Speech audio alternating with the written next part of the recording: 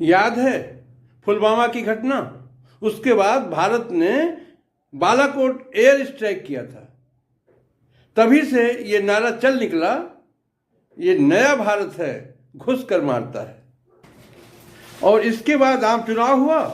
2019 के आम चुनाव में बीजेपी फिर सत्ता में आ गई और तीसरी बार 2024 के आम चुनाव में अति उत्साह में बीजेपी ने नारा दिया, अब की बार 400 पार।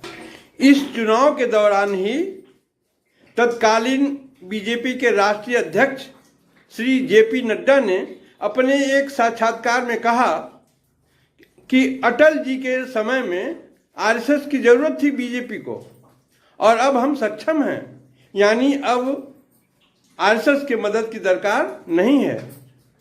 और जब चुनाव परिणाम आया तो 400 पार की कौन कहे, बीजेपी 240 पर अटक गई। 2024 के आम चुनाव में आशा के अनुरूप सीटें न मिलने के बावजूद बीजेपी अपने पूर्व कथन पर एक जिद्दी बच्चे की तरह अड़ी रही और आरएसएस की विचारधारा जात विहीन समाज की बजाय यूजीसी का नियम जो जात आधारित है उसको उन्होंने पेश किया।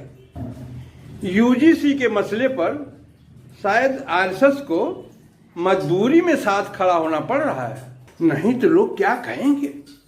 है तो अपने ही कोख का, देर सवेर उनकी समझ में आ जाएगा।